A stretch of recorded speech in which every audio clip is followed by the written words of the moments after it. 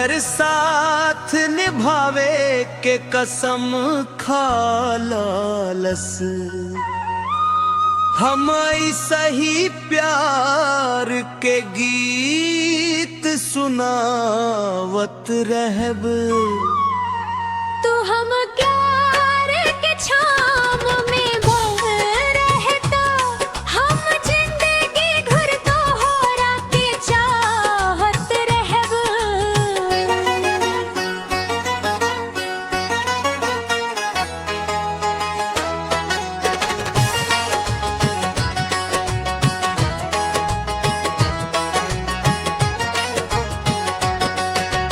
कतनो हुस्न के मेला लागल दुनिया में, बाकिर दिलवा के ऊपर हारल ना।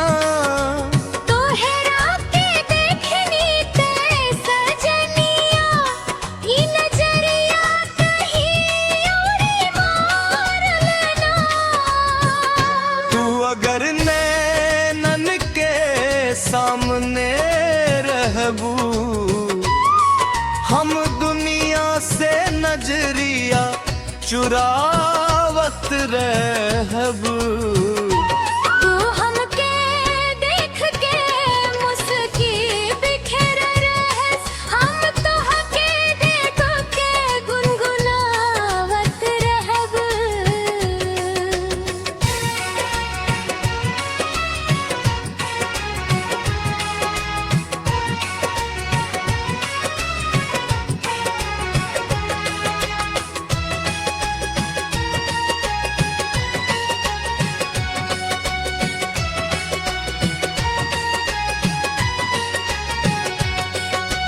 बड़ी सन से सपना सजवले रही, तू है सपना के सजील रूप बारू।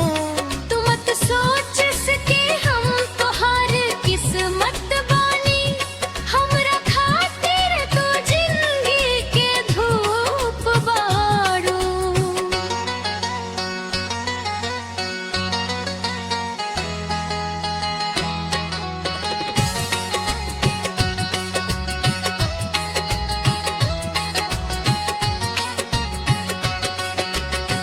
तू अगर हमके दिल से अपने भूल, हम खुशियन के महफिल सजावत रहा।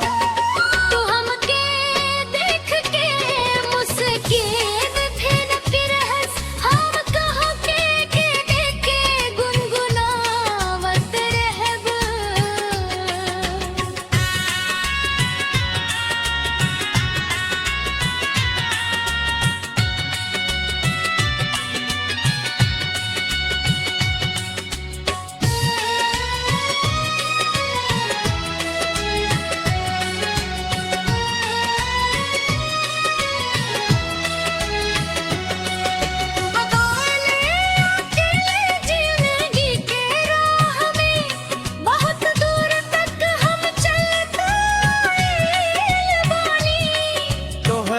जैसन प्यार के सहारा बिना, दिल के अरमान दबावत आइल बानी।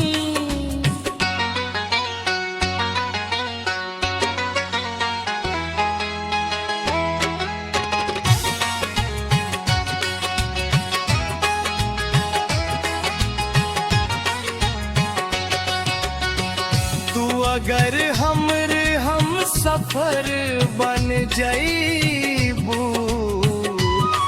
हम धरती पर चनवा उतार